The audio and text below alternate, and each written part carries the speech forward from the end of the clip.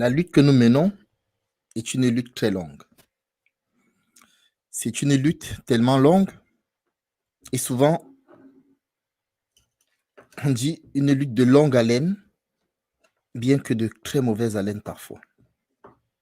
Donc on est obligé de faire avec. Donc aujourd'hui je reviens vers vous. Vous voyez ça? Vous voyez ça? Comme ça. Vous voyez? Il faut plus d'une main, il faut deux mains pour faire un nœud. Vous savez la symbolique du nœud? Et il faut plusieurs mains pour défaire le nœud.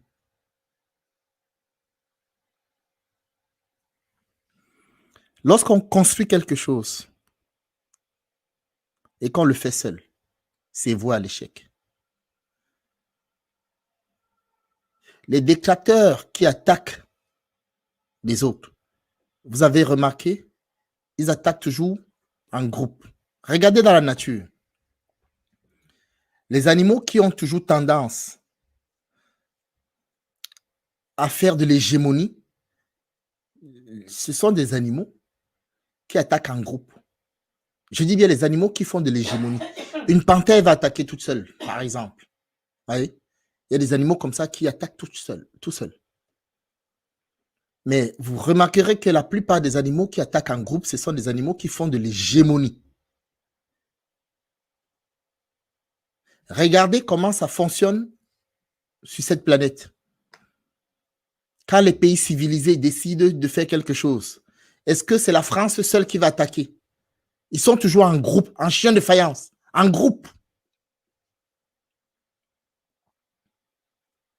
Donc, si toi, tu es seul et tu prétends être le plus fort, tu n'as rien compris. Donc, si je commence par cette parabole, c'est pour vous dire que, au-delà de ce que nous croyons être, on a toujours besoin de l'autre. Toujours et toujours, ça sera comme ça. Et ce sera toujours comme ça. Je viens vous voir parce que, vous savez, l'histoire et les mensonges ont la peau dure. Le contexte m'a amené, puisque j'ai encore les idées fraîches, à partager quelque chose, une expérience avec vous. Ce sera un élément de réflexion. Donc, on va partir de cet élément de réflexion et ensuite, on va revenir sur la question de l'Égypte et de la Mésopotamie. Vous savez, si les gens là qui ont été choisis par Dieu dans leur névrose, eux seuls, hein, les autres, ce ne sont pas les enfants du Créateur, c'est eux seuls. Si ces gens-là, dans leur névrose, qui ont été choisis par le Créateur, comme étant les seuls fils de Dieu, bon, s'ils ont décidé de s'approprier la Mésopotamie, ce n'est pas pour rien.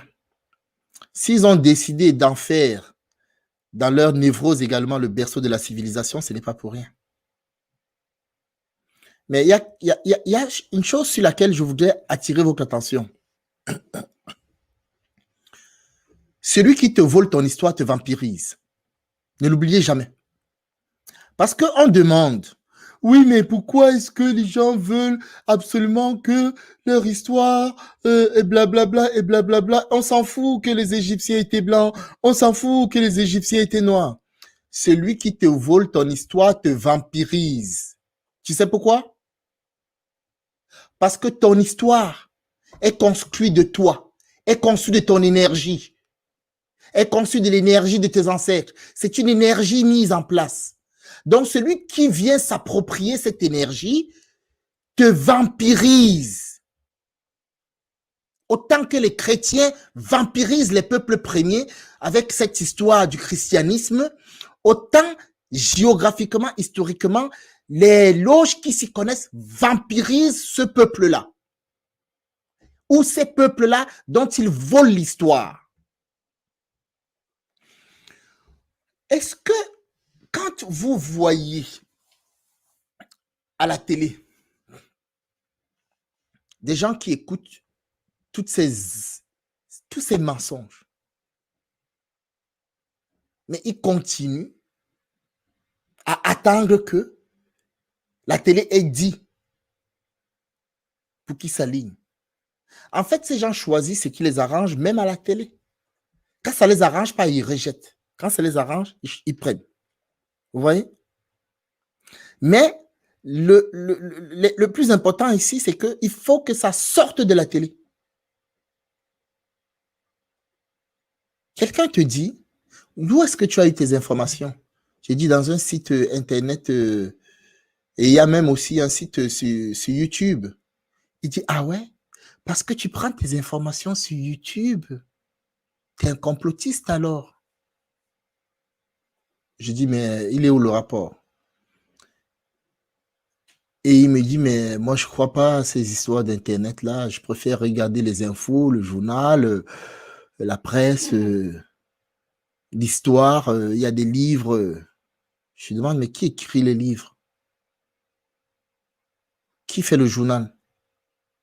À qui appartient ces presses?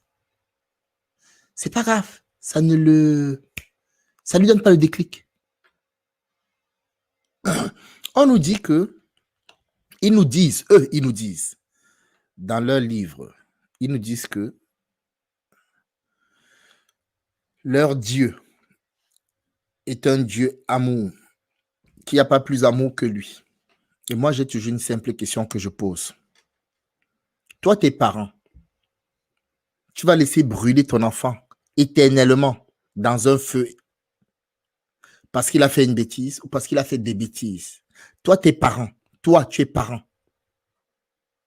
Tu es un être humain simple, un pauvre pécheur, comme ils disent. Tu vas laisser brûler éternellement tes enfants au feu éternel, dans un feu, parce qu'ils ont désobéi. Si toi, tu n'en es pas capable, c'est Dieu, le créateur, leur Dieu créateur, là, très bon. C'est lui qui va créer. Écoutez bien ma logique. Il crée, d'accord? Il connaît notre présent. Il connaît notre passé. Il connaît notre futur. Même pas qu'il connaît, il sait notre futur. Donc, en fait, quand lui te crée, il connaît déjà ta finalité. Il sait déjà que tu vas pécher. Il sait déjà que tu vas aller en enfer. Puisqu'il connaît ton futur. C'est eux qui le disent, non? Mais ils vont te dire que non. Comme il est libéral et qu'il a créé l'homme libre, il te laisse le choix de choisir entre ce que lui sait déjà de toi. En d'autres termes. Vous voyez? On revient toujours à cette notion de MK Ultra Père Noël. Et c'est l'occasion donc pour moi de revenir vous donner un mécanisme qui m'est apparu tout à l'heure en échange que je veux partager avec vous parce que c'est assez complexe cette question du Père Noël, cette question de Noël, cette perception que nous avons, nous autres qui refusons de nous faire vampiriser. Je mettrai quelques éléments sur la table pour qu'on essaie de voir quel est le mécanisme qui peut naître de nos frères, de nos sœurs, quand on se positionne par rapport au fait de ne pas se laisser vampiriser pendant cette période et en faisant en toute conscience ou en fêtant en toute conscience ce que c'est réellement le Noël. Vous voyez? C'est ça qu'il faut comprendre. Donc, je vous remercie. Je vous demande, alors, on a deux choses. On a un élément qui va parler de l'Égypte pour revenir, et je vous dirai pourquoi. Parce que je vous dis, il ne faut pas vous laisser voler votre histoire. Celui qui se fait voler son histoire se fait vampiriser. Ne l'oubliez pas. Parce que à force de se retrouver avec des gens qui disent oui, c'est pas grave, ils ne comprennent pas quel est le mécanisme qui est derrière. Dites-moi, si vous passez toute votre vie à bosser sur quelque chose et qu'à la fin de votre vie, quelqu'un d'autre vient s'approprier vos travaux, il ne vous cite pas, vous renie, dit que c'est lui qui a créé ça. Ça s'appelle vampiriser les travaux de cette personne, de cet être. Voyez-vous? Ils vont vous dire, oui, non, mais on est venu tirer les marrons du feu parce qu'on était plus malin. Il fallait pas qu'à faire de bêtises, sinon vous ne vous serez pas faire avoir. Hein? Un rat comme ça qui vient piquer les trucs des gens et qui trouve encore des moyens pour se justifier. Et quand il pique tes travaux comme ça, je te répète que c'est toi qu'il vampirise. Toute l'énergie que tu as mis, qui existe, parce que je dis qui a mis, rien ne disparaît. Rien ne disparaît. Donc, c'est une énergie sur laquelle c'est une énergie qui vient de toi, qui émane de toi. Et ça se passe comme ça sur le plan astral, sur le plan spirituel. Si vous laissez voler l'histoire égyptienne du peuple Kémet, sachez que vous êtes en train, de nouveau, vous êtes en train de vous faire siphonner par toutes les ouvertures que vous laissez. Il ne faut pas accepter ça. Il ne faut pas accepter ça. Les images que vous voyez derrière là, ça c'est la tête des métis, ça. Ça quand vous voyez derrière là. Donc, les Blancs, comme ils disent les Arabes, les Berbères, ils vont aller civiliser, ils vont être dans un comment dirais-je, ils vont être à l'origine d'une civilisation. Mais quand il faut se représenter, eux, ils se représentent tout noirs, avec des nez épatés, des larges bouches.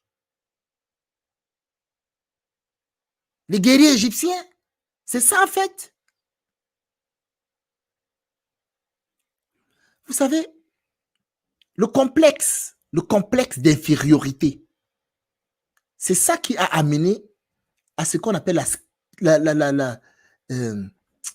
comment ils appellent ça? Les gens qui mentent trop là. À la mythomanie. Merci ma fille. C'est le complexe d'infériorité qui a amené à la mythomanie et qui a fait que les gens se racontent des histoires de super-héros. Avec des Jésus qui montent comme la fusée au ciel. Et les Mohamed qui sont sur les dos de chameaux et qui font tout le tour du monde. Mais attendez, c'est quoi ces histoires? C'est quoi ça? Mais regardez le monde.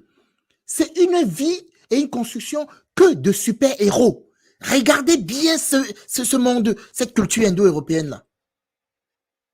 Mais les super-héros viennent se substituer au complexe. Donc, c'est un complexe d'infériorité. Et quelqu'un qui a un complexe d'infériorité, c'est quelqu'un de dangereux. C'est quelqu'un de dangereux qui fera tout. C'est la jalousie. C'est l'envie. Vous voyez? Et ça pousse très loin, ces histoires-là. Donc, ça ne date pas d'hier. Quand l'histoire de la Mésopotamie a été falsifiée par ces gens dont je parlais, mais il vous suffit de taper le nom de Sargon Ier d'Akkad. Tapez, vous allez voir à quoi il ressemble.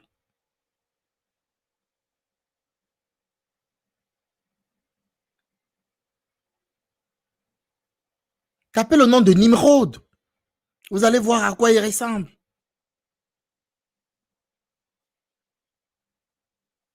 Sargon était déjà métis. Mais Nimrod, il est connu dans l'histoire.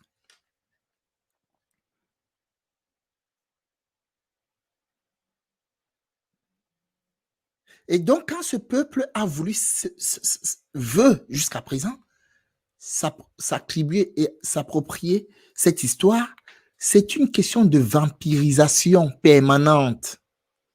C'est ça qu'il faudrait que les peuples kémètes comprennent. Que le fait de dire ce n'est pas grave, ils se font vampiriser. Ils sont prêts à croire les films de vampires à la télé, mais quand on leur dit qu'ils se font pomper l'énergie, qui se font vampiriser, qui sont utilisés comme des piles. Ah, ils ne comprennent plus. On dit, vous faites vampiriser par l'Église, avec toute la mythomanie là. Oui, mais c'est pas grave. C'est pas grave. Mais ne vous plaignez pas alors. Parce que le pape, actuellement, il trouve normal et moral les vaccins faits avec des fœtus humains. Voilà. Le pape demande aux gens de se vacciner. Que c'est moralement acceptable. Les mots du pape. Ils vont me dire, oui, mais c'est un homme, ce n'est pas la Bible. Mais la Bible, tu veux qu'on regarde bien ce qui est écrit dans ta Bible, là? Le Dieu de la guerre, là? Le Dieu des armées? Tu es sûr que tu veux qu'on lise tout ce qu'il y a comme inceste dans la Bible? L'inceste? Ce sont des écritures saintes. Parler d'inceste à longueur de journée? Oui, non, ce sont les hommes qui ont traduit et tout. Ah, donc, ce n'est plus ça, alors, le livre? Non, mais il faut savoir interpréter. D'accord, ok. Qui va m'interpréter alors ça? Ouais, mais il faut voir les spécialistes. Il y a un Américain là-bas et tout, lui, il est trop fort. Ah, l'Américain là qui vient avec un panier, genre, avec les carrés de la grosseur des trucs de basketball. C'est avec ça que lui, il vient ramasser sa dîme. C'est pas une connerie, hein. Un panier avec des grillages où tu ne peux pas mettre des pièces. Tout ce qui reste, ce sont les gros billets. Donc le mec, il vient, il parle 1 heure. Il vous embrouille. Il a des maisons et des domaines et des domaines. Pendant ce temps, toi, tu cotises l'argent pour aller donner à un escroc parce qu'il est venu te vendre l'espoir et le mensonge. Mais qu'est-ce que le peuple noir veut en fait? Ils veulent quoi?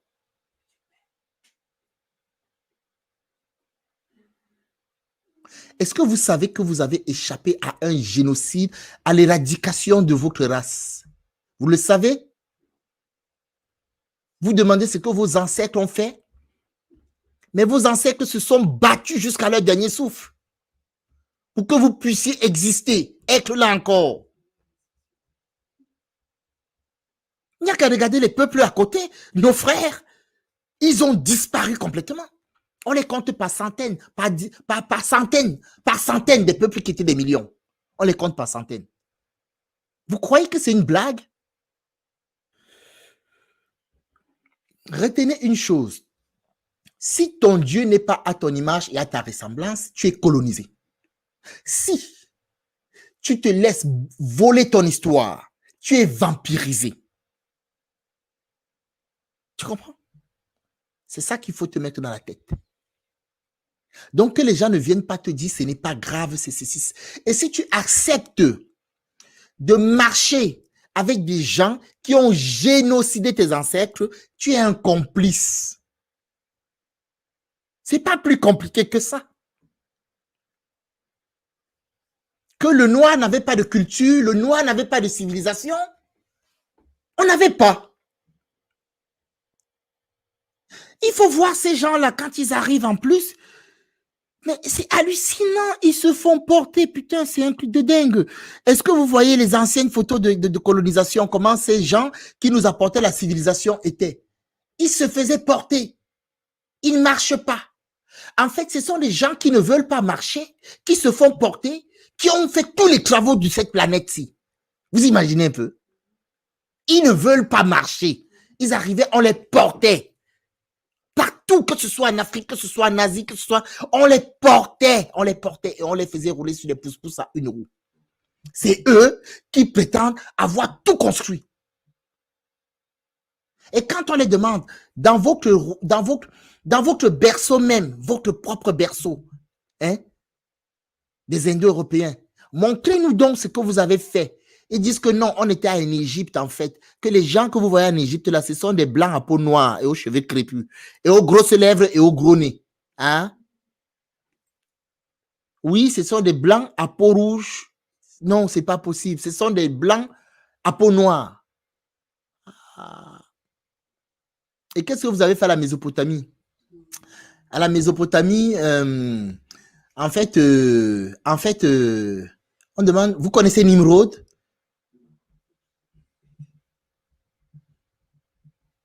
Vous ne connaissez pas Nimrod?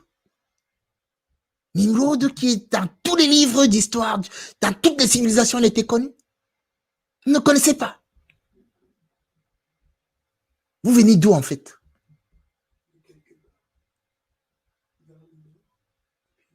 C'est pas vous qui étiez dans les grottes là, vers le Kazakhstan, là, pas loin là.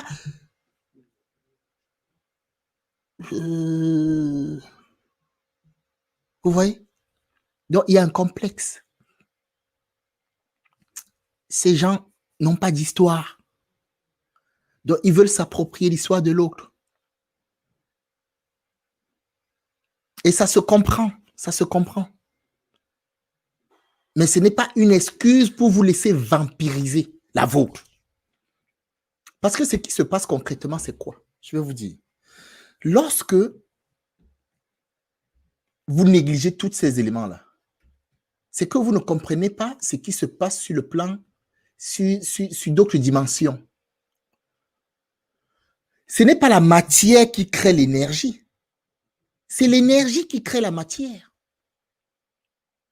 Vous voyez? Donc, l'énergie est avant la matière. Cette force-là, elle existe avant la matière. Et c'est de cette force-là dont il est question. Cette représentativité-là, c'est de ça dont il est question.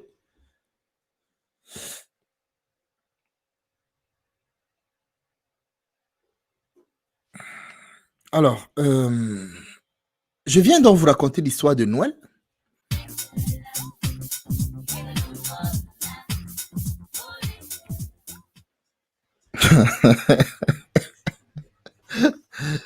J'espère que vous avez apprécié le trio explosif. Je vous laisse la parole, les frères.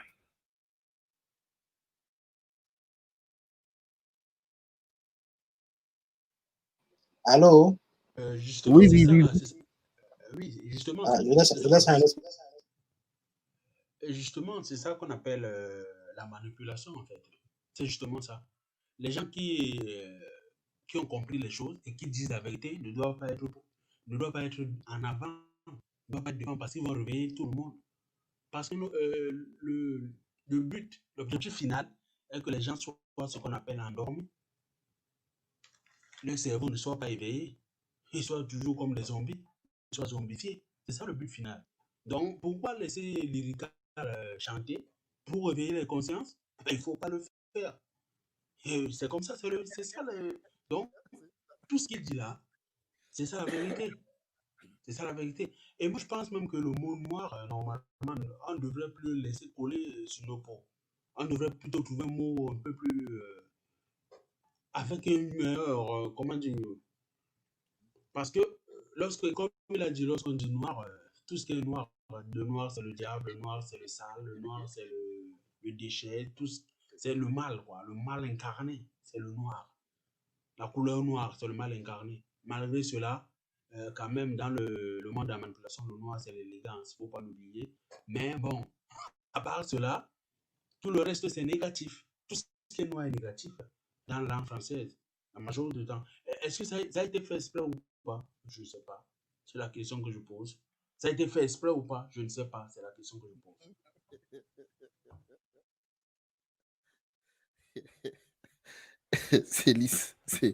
C'est l'exemple que je prenais hier, ou avant-hier, je ne sais plus, où on disait que le chemin à prendre, ils ont diabolisé le chemin à prendre. Elle te l'enseigne que dès que tu veux prendre le chemin à prendre, c'est tellement déconstruit que pour toi, c'est le mauvais chemin. Et tous les chemins qu'il ne faut pas prendre, ils ont embelli ça, ils ont enjolivé ça, et c'est plus tentant. C'est pour ça que les gens sont perdus. Ils ne savent plus quelle est la direction à prendre, comment s'orienter. Et tout est à recommencer. C'est ça qui est difficile. va dire à quelqu'un, je répète encore, qui a passé 30 ans, 40 ans, 50 ans, 60 ans de sa vie, a fait Noël, bonne année, et ainsi de suite, a fait toutes ces fêtes-là, de dire qu'il y a des bons souvenirs, qu'il y a des bons souvenirs, on ne peut pas nier qu'il y a des très bons souvenirs. Va dire à cet être que, en fait, la perception que tu as de Noël, il faudrait que tu la changes. Elle va te dire, je m'en fous, c'est pas grave, moi je retiens les bons souvenirs. Et c'est le même mécanisme, je répète encore, qu'on a dans le système et pour les raisons pour lesquelles les gens ne veulent pas en sortir. Parce que les gens vont te dire, mais oui, mais les aides, les aides, les aides, les aides. On a quand même des petits avantages. C'est comme ça qu'on est piégé. On est piégé. Donc, je laisse la parole à quelqu'un d'autre. Hamilton. Ouais, mon cher. Ce sujet-là, je l'ai abordé cette semaine-là dans un groupe. Le sujet du noir. Et maintenant, il y a quelque chose vraiment, ce qu'on appelle la MENA, vraiment en dessous du seuil de la donation. Plus on a de diplômes, c'est vrai, hein, si on ne comprend pas, on est encore pire qu'aliéné. On parlait exactement de ce sujet de noir. Comment on dit que tout est noir quand c'est mauvais. Maintenant, à un frère d'exposer ses diplômes, ces choses-là. Et puis, il a dit donc, alors pour répondre à ça, il a dit que, alors je le lis un petit peu textuellement, que cela n'a rien à voir avec le système éducatif français. C'est juste une caractéristique des langues gréco-latines. C'est ça qu'il a donné comme justification avec ce diplôme. Ça pour vous dire, mesdames et messieurs, voilà. Si on mène une bataille, si on se bat vraiment pour la liberté, pour la vérité, nos pires ennemis sont nos diplômés. Je ne dis pas tous, alors je veux dire, nos pires ennemis sont nos diplômés aliénés. Laissez-moi dire les choses comme ça, parce que je ne cache pas sur la connaissance. Hein. Au contraire, la connaissance, c'est notre ami. La connaissance, c'est tout pour nous. La connaissance, c'est à cela qu'on aspire. C'est notre Dieu. Mais je dis que nos soi-disant intellectuels, vus de leur angle, de leur point de vue, avec leur PhD, leur master, il faut s'en débarrasser de ces idiots. Et non, il ne faut pas leur donner une chance pour parler, parce qu'à chaque fois qu'ils parlent, ça donne envie de vomir. Ils sont aveugles, ils sont pires. Maintenant, si tu vas au village, le même message, tu fais passer le message, avec ces gens-là qui sont moins aliénés, tu vas voir, ils vont comprendre. Mais ceux-là, c'est impossible de leur faire comprendre la chose la plus claire qui est pourtant bien là. Ces gens-là n'arrivent pas à comprendre. Voilà, c'est un constat. Si quelqu'un ne me croit pas, va essayer. Et c'est pour ça que je dis, de débat, il n'y aura jamais aucun débat. Parce que la plupart des gens, ceux-là qui savent se cachent, ceux-là qui ne savent pas exercent de la violence, etc., etc., etc. Et il n'y aura jamais aucun débat. Donc, c'est à nous autres de prendre les mesures nécessaires. Et puis, on fait les choses. Il ne faut pas s'attendre. Des autres, il ne faut rien s'attendre. On prend les commandes et puis on fait les choses. Voilà, Jules.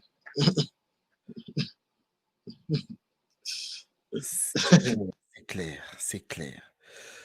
C'est ce qu'on appelle les diplômes d'aliénation académique. C'est vraiment c'est fort, c'est fort. Le stade est arrivé, l'aliénation est arrivée à un stade où c'est pénible en fait. On est passé de la représentativité. Guy Debord l'a bien dit dans l'un de ses documentaires. On est passé de la réalité à la représentativité. Regardez les frères. Quand vous êtes... Alors, il y a Habib qui essaie encore de monter. Habib, je ne sais pas pourquoi je n'arrive pas à te connecter. Il faut voir, est-ce que tu ne voudrais pas te déconnecter carrément de l'Internet et te reconnecter? Peut-être que ça marchera mieux. Essaye un peu de te déconnecter. Tu te reconnectes et puis tu viens sur le lien. Tu essayes encore. On a encore une vingtaine de minutes là à échanger. Donc, ne t'inquiète pas, tu vas pouvoir envoyer du loup. Je te vois qui est énervé là. Tu dis merde, il faut que je monte là. Donc, oui, qu'est-ce que je disais? Je ne sais plus. Qu'est-ce que je disais? Pardon, excusez-moi. Quelqu'un peut m'aider là? On parlait des intellectuels, des diplômés, des Ah oui, PhD d'aliénation. oui, parfait, parfait. Regardez, je vais vous donner un exemple. Quand vous allez devant un restaurant, vous avez le menu. Vous n'avez pas vu ce qu'il y a dans l'assiette. Vous n'avez pas goûté pour voir ce que vous mangez. Vous regardez quoi? L'image que vous avez en affiche. Vous faites confiance à une image parce que vous avez le souvenir de cette assiette et à quoi ça peut ressembler. Mais est-ce que vous êtes chez la même personne chez qui vous allez manger, chez qui vous avez déjà expérimenté ce plat, pour savoir que cet être cuisine comme ça exactement? Vous regardez, c'est l'apparence.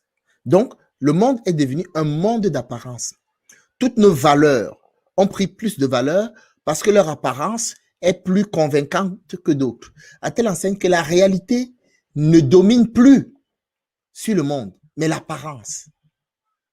On agit en fonction de l'apparence. Et nous en sommes en plein dedans. Quand on va donner le diplôme, si je m'habille en médecin, l'apparence de médecin que j'ai fait qu'on me fasse confiance. Si les gens me voient travailler, que je ne suis pas médecin et que je fais le boulot de médecin, ils ne me feront pas confiance. Ils vont aller demander à un médecin si est-ce que ce que je fais est correct. Et pourtant, j'ai fait et j'ai fait mes preuves. Parce que ce n'est pas ce que tu fais qui les importe. C'est ce que tu as comme titre, comme apparence qui les intéresse. D'où ce que Hamilton disait tout à l'heure. Les diplômes d'aliénation académique doivent être bannis parce que c'est sur ça également que nous avons été hypnotisés. Et tant qu'on n'a pas compris que les valeurs de nos anciens, que nous négligeons, parce qu'ils n'ont pas la tenue adéquate du médecin, parce qu'ils n'ont pas la tenue adéquate du chercheur, du penseur. Vous voyez? On les néglige. Parce qu'ils sont assis dans une maison et que la maison n'a pas de goudron, il n'y a pas de goudron à 200 km autour, et donc ils marchent sur de la terre. Donc, parce qu'ils ont un peu de terre sur leur corps, parce que leur vêtement a de la terre rouge, ils sont sales. Mais les amis, la notion même de saleté est péjorative. Pourquoi l'Occident est contraint de se retrouver avec des milliers et des milliers de recherches au-delà du fait qu'ils veulent soumettre leur peuple et les numériser? Parce qu'ils ont tout aseptisé. Donc, l'être vivant que tu es n'est plus en contact de façon naturelle avec son biotope. Il n'y a pas. C'est un monde artificiel. C'est ça le monde qu'on nous vend. Un monde artificiel. Donc, l'artificiel a pris le dessus sur le réel. Et on essaie de jongler. Vous voyez? J'ai envie de vous montrer quelque chose rapidement. Et puis, je vais vous laisser la parole. C'est une des caves. Je l'ai produite, mais c'est quand même important de le remettre. Je l'ai produite dans une vidéo. Mais ces caves-ci, en fait, elles ont été découvertes. Elles datent de 366 à 1700. Vous voyez? Et toutes ces caves-là sont des caves qui ont été faites par les anciens, par nos ancêtres. Mais elles sont cachées. Et ils se sont rendus compte que plus ils exposaient les caves, plus on se rendait compte de ce qu'il y avait à l'intérieur, plus ça mettait en porte-à-faux la vérité. Pas dans leur mensonge. Voilà les manipulations qu'ils sont en train de faire. Là. Voilà les manipulations qu'ils ont commencé à faire. Ils appellent ça de la restauration. Mais quand vous regardez bien sur tous les murs, les anciens murs, vous allez constater quelque chose.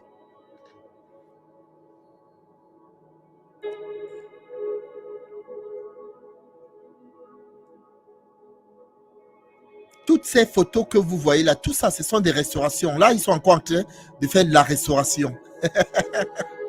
Voilà les photos originales. Voilà les statues. Voilà les sculptures originales de ces caves-là. Ça, c'est en Asie. C'est les caves de Mogao. Voilà. Voilà les vrais, voilà les trucs. Vous voyez?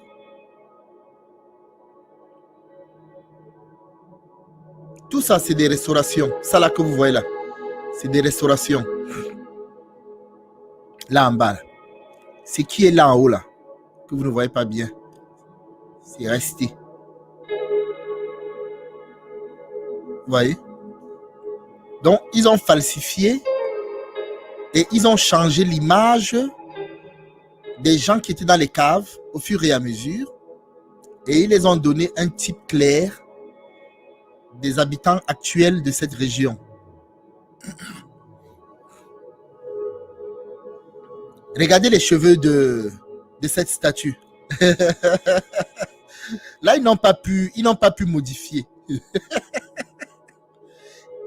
Ils n'ont pas pu modifier. Là, ils n'ont pas pu modifier les cheveux. Mais si vous regardez en grand sur les murs là, il y a encore des travaux qui n'ont pas fini d'être restaurés. Ce qu'ils appellent la restauration des pyramides. C'est la falsification de l'histoire. Comme ça, quand tu arrives là-bas, il n'y a plus un seul noir. Voilà les trucs avant restauration. Voyez-vous? Voilà les trucs. C'est-à-dire que toute leur existence est basée sur du mensonge. Comment peut-on faire confiance à ces entités? Regardez là. Ça, c'est les trucs qui n'ont pas encore touché. Voilà. Vous voyez? Là, ils sont en train de faire les travaux. Les travaux de restauration. Voilà. Là. Regardez. Vous voyez, ça a déjà changé là. Voilà. C'est ça qu'ils appellent les travaux de restauration pour l'histoire de l'humanité. Le mensonge au service de l'humanité. Voilà ce qu'on nous présente. Voilà. Et donc, du coup, ils ont fermé les caves. Parce qu'il y a eu des fuites comme celle-ci. Il y a eu des fuites. Et ils se sont rendus compte que, mince alors, ils ont fait une connerie. Voilà, les restaurations. Et de plus en plus, vous allez tomber sur que des blancs, comme ça. Ils sont encore même plus blancs que les Européens. Voilà. Vous voyez? Et ce qu'on ne vous dit pas, c'est que les Bouddhas, c'était des femmes.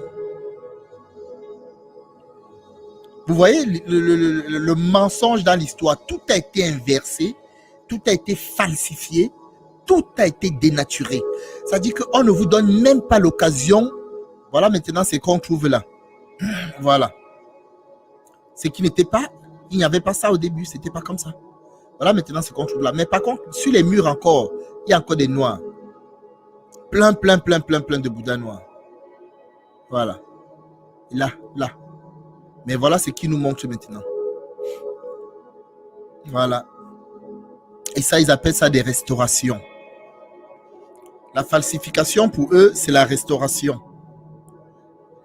Voilà. Voilà l'original qui était là tout à l'heure, que vous aviez vu.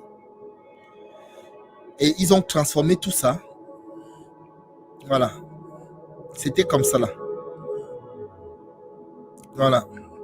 Et ça, c'est eux-mêmes qui ont pris les photos et les touristes qui ont pris les photos. Vous voyez? Voilà ce que ça donne maintenant. Avec les gueules de... On ne sait pas d'où ils sortent. Vous voyez? Ce que vous voyez tout à l'heure là. Voilà ce que ça donne maintenant.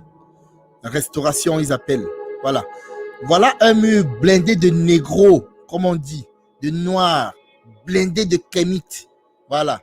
Mais ils vont tout transformer ce mur-ci. Même s'il faut que ça les prenne 50 ans, ils vont transformer le mur. Voilà. Donc, c'est ça la question qu'on pose maintenant.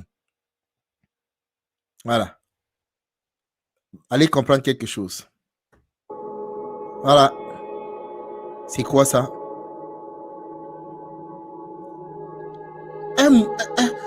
Une richesse de l'humanité comme ça là. Au lieu même, ils n'ont qu'à cacher, mais garder. Pourquoi falsifier? Pourquoi détruire? Pourquoi? Vous voyez? Tout ça pour régner l'existence et le rôle de l'homme noir dans l'humanité. Et c'est sur tous les domaines. Il n'y a pas un domaine qui échappe à la règle. Voyez-vous? Donc, comment voulez-vous que ces gens disent la vérité? Des gens qui mangeaient les momies de nos ancêtres. Vous croyez que ce sont des êtres humains? Vous croyez vraiment? Mais ils ont toujours bouffé la chair et ils bouffent jusqu'à présent où je vous parle. Ils mangent de la chair humaine. C'est leur nourriture préférée. Ils se nourrissent de ça. Et ils sont encore là.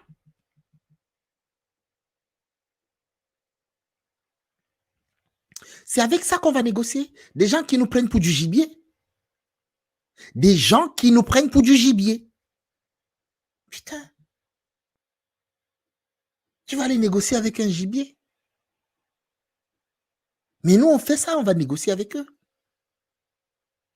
Ce n'est pas des êtres comme nous. Non. Tout ce qu'ils ont inventé, c'est pour nous manipuler. C'est pour nous détourner de ce que nous sommes, du début à la fin. Je vais vous mettre un petit documentaire qui ne m'est pas long. Mais comme c'est un documentaire très énervant, je vous préviens seulement. Voilà, c'est la controverse de Valladolid. C'est bien de le rappeler de temps en temps parce que ça met certaines choses à jour, qu'on comprenne bien dans quel monde on est. Nos frères qui ont embrassé toutes ces religions-là et qui estiment que c'est par là qu'ils seront sauvés. Voilà ce que ces gens qui ont écrit la Bible, puisque vous pensez aussi que ça tombe du ciel, voilà ce que ces gens pensaient de vous il n'y a pas longtemps encore. Je m'adresse ici à nos jésuilacres et à nos christianolacres, tout ce que vous voulez là. Voilà, à toutes.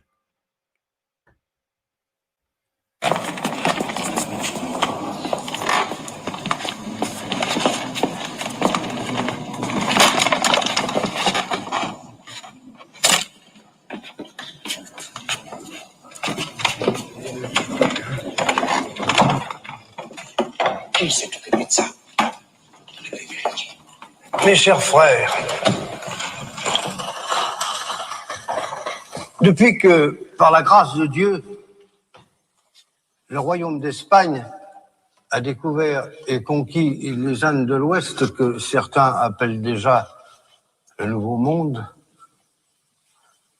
nous avons vu s'élever un grand nombre de questions difficiles que rien dans l'histoire du monde ne laissait prévoir. Une de ces questions, qui est de première importance, n'a jamais reçu de réponse claire et complète. C'est elle qui nous réunit ici. Ces terres nouvelles ont des habitants qui ont été vaincus et soumis au nom du vrai Dieu. Cependant, depuis une trentaine d'années, des rumeurs se sont répandues en Europe, disant que les indigènes de Mexico et des îles de la Nouvelle-Espagne ont été très injustement maltraités par les conquérants espagnols. Ces rumeurs que les ennemis de l'Espagne, la Hollande, l'Angleterre, la France, peuvent avoir exagéré, sont parvenus à sa sainteté le pape, qui s'en est montré vivement ému. d'autant plus que ces traitements s'exerceraient au nom de notre sainte religion. À plusieurs reprises, le Saint-Père a manifesté sa compassion pour les populations des Terres Nouvelles, mais ses instructions, à ce qui semble, n'ont pas toujours été respectées, pas plus d'ailleurs que les lois et règlements de la couronne. Aujourd'hui, le Saint-Père m'a envoyé jusqu'à vous avec une mission précise. Décider si ces indigènes sont des êtres humains achevés et véritables, des créatures de Dieu, nos frères dans la descendance d'Adam, ou si au contraire, comme on l'a soutenu, ils sont des êtres d'une catégorie distincte, voire même les sujets de l'empire du diable. À la fin de notre débat, la décision que je prendrai sera ipso facto confirmée par le Saint-Père et deviendra par conséquent irrévocable.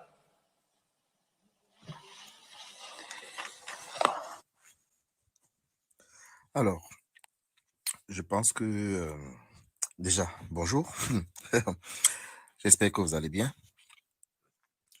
Je pense que vous avez bien compris de quoi il est question. Hein.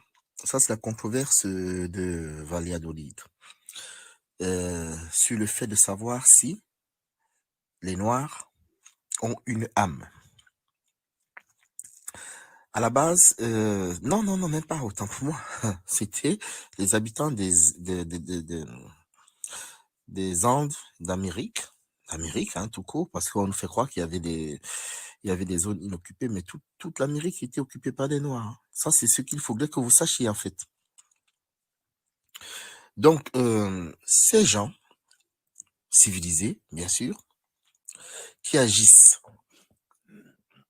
au nom de Dieu, n'est-ce pas, le vrai Dieu, et qui soumettent des peuples, on est bien d'accord, au nom du vrai Dieu, en les tuant, ces gens, à un moment donné, il y a un illuminé qui se prend d'affection pour ses habitants, parce que son cœur a battu pour une habitante de là-haut,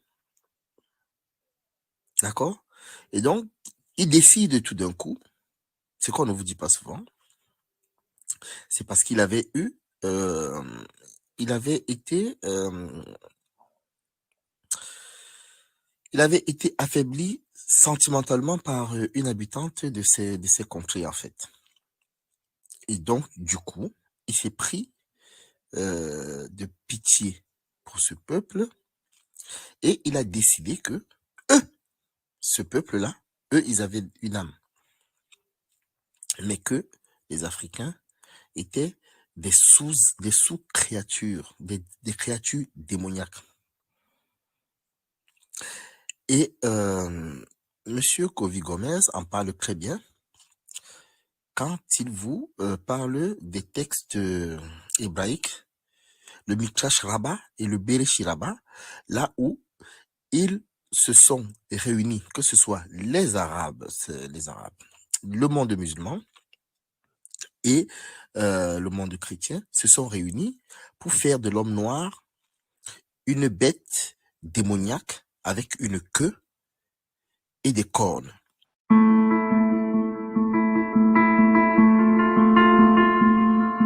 They have killed our people.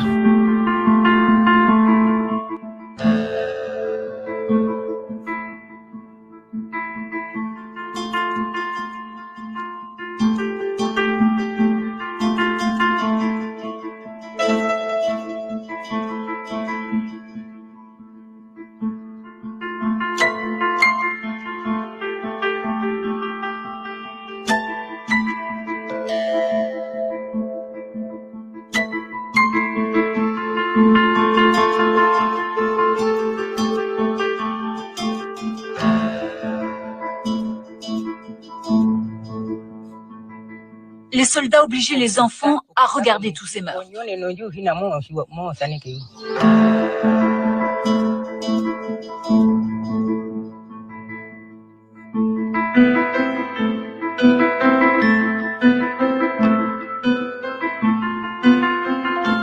enfants, les femmes, les vieillards, les hommes, tout le monde devait être exterminé. On les a chassés vers le désert où ils sont morts de faim. Les puits ont été empoisonnés.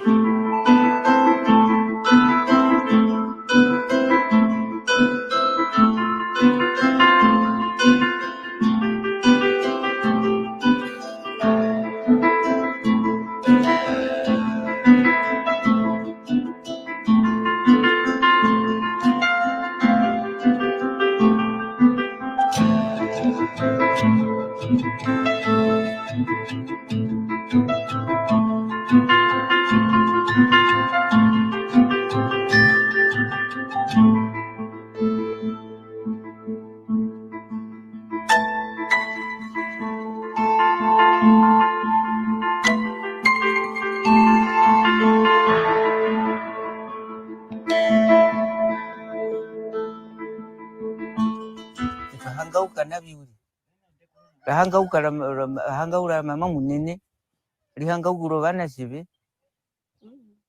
kuchaveso kutupwe huku kumatuhuku.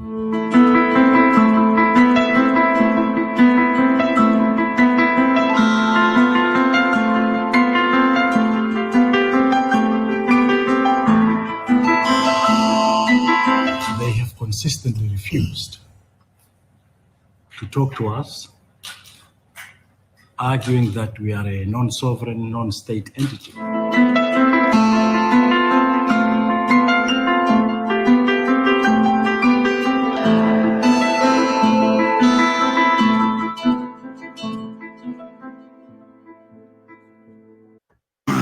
Je passe dans une rue, mais il me semble que c'est à Paris, certainement. Je me suis mal rangé. Et là, petit nègre. Moi, je réponds automatiquement, le petit nègre t'emmerde. J'avais commencé une revue, la revue du monde noir. J'ai dit non, il faut mettre la revue du monde nègre. Parce que le mot nègre est pour eux une insulte et un mot péjoratif.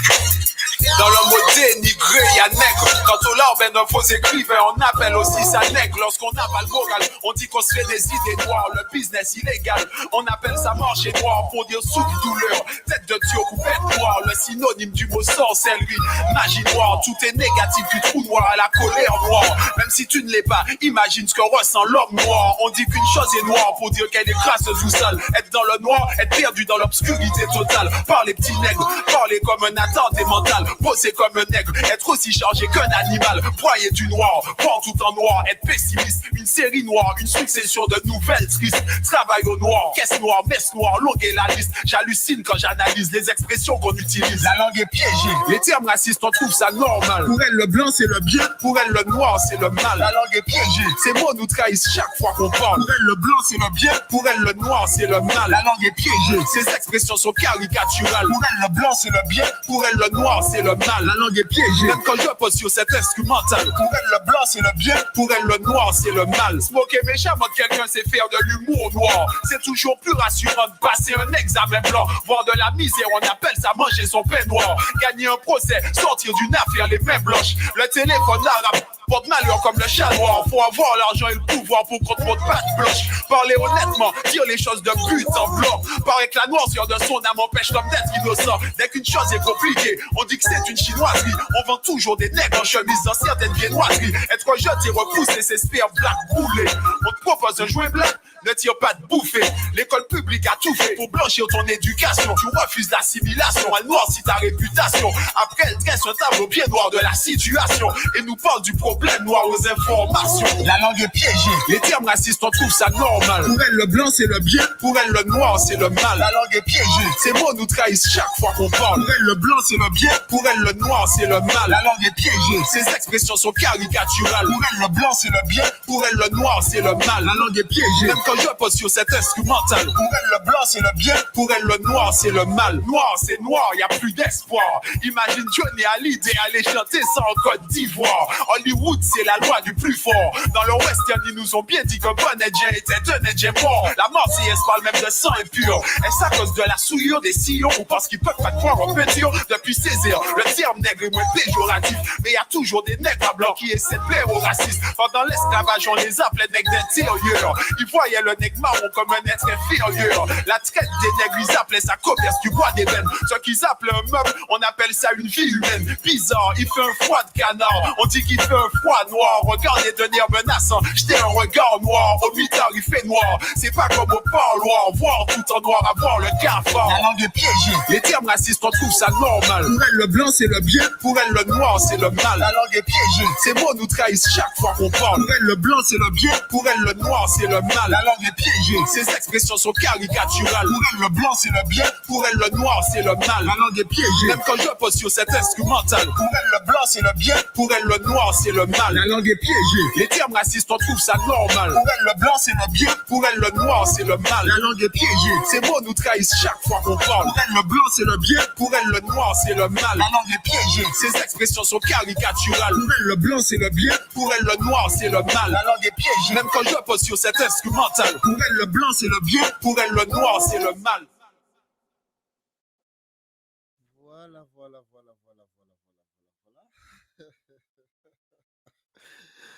Voilà encore un autre exemple. Il y a des milliers et des milliers d'exemples. Celui-là, dès que j'avais mis ça sur un de mes posts, il avait sauté. Donc, j'espère que celui-ci va rester. Puisque à chaque fois que je publie ça, il n'est pas connu, le gars, alors il fait un super boulot. Et donc, pour les frères qui demandaient son nom, c'est Larry Cal de A à Z. Il est très intéressant. Mais bon, nos frères comme ça qui travaillent, qui font du boulot de fond, il ne faut pas les promouvoir parce qu'ils ont capté le truc. Ils touchent là où ça fait mal. Donc, il ne faut pas les promouvoir, c'est pas possible. C'est la guerre de l'information, c'est ça le truc. Et voilà, toute chose a une fin. Si la vidéo ne vous a pas plu, ben vous savez ce qu'il vous reste à faire. Si vous pouvez me donner une ou deux explications pour me permettre de me bonifier, ce serait toujours ça. Je vous remercie. Si la vidéo vous a plu par contre, vous appuyez sur le pouce bleu. Et si vous pouvez, je vous demande de partager cette vidéo si vous pensez qu'elle peut plaire à quelqu'un d'autre. Et surtout de ne pas oublier d'appuyer sur votre cloche de notification pour que vous puissiez être à jour avec les notifications et les vidéos que je vous produis.